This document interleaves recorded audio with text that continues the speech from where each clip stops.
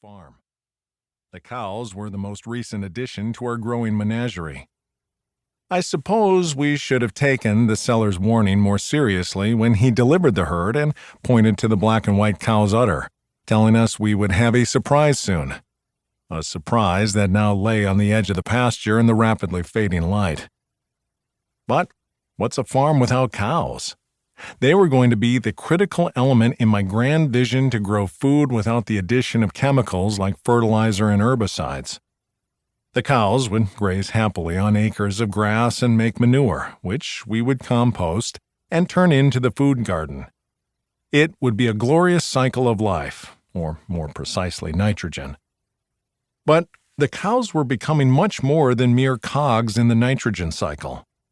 Their cognitive and emotional intelligence was manifesting in ways I hadn't thought possible, forming social bonds that were as strong as the dogs for whom our farm was named.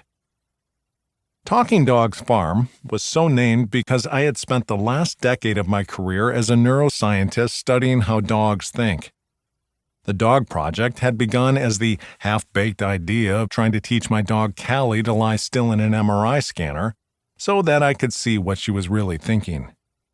It grew into something much larger, showing us how dogs love us, how they see and hear the world, and even which dogs are destined to become good service dogs. I would soon ask these same sorts of questions of the cows. The calf, though, commanded our immediate attention. "We can't leave her here," I replied to Kathleen. "The coyotes will get her." "Call Ken. He'll know what to do." Pastor Ken and his wife Bonnie were our closest neighbors. Distances in the country were considered on a different scale than in the city. By an urban metric, we didn't have any neighbors, at least none that you could see. Out here, close meant anybody within a couple of miles. Ken had lived in the area most of his life and had spent his teen years working on a dairy farm. He knew cows. And even though Kathleen and I had moved to the country just 6 months before, I felt as though I had been here for years and Ken had been my neighbor for as long as I could remember. Ken picked up right away. I told him about the calf, and he said he would be right over. As I looked at our new addition, I felt a connection and responsibility rivaling what I had felt when my children were born. The calf made real how much I had changed. I was had become, a different person. It wasn't just the hard work of farming that was physically transforming me. I was beginning to see my new home in rural Georgia through the eyes of the people on whom I now depended. History ran deep here, so deep that even a conversation about cows and pastures was like an onion, peeling back the layers of everything that had been done to a piece of land and who had done it. I cradled the calf and carried her toward the barn. The umbilical cord, raw and pink, left a gooey trail on my shirt.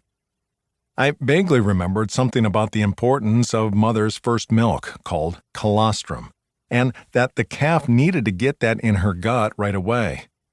Instinctively, I felt that calf and mama should remain together undisturbed so that the newborn could get all the milk she wanted without the other cows getting in the way. The calf must have weighed 20 or 30 pounds, and my clothes were drenched in sweat by the time I got to the barn, just as Ken was pulling up. "Oh, she's a beaut," he crooned. "What a gorgeous little calf." She replied by letting out a feeble moo that sounded like a wet fart.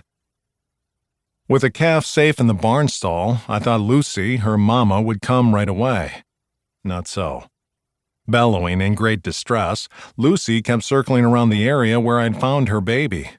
This only agitated the other cows, who began stampeding in circles too.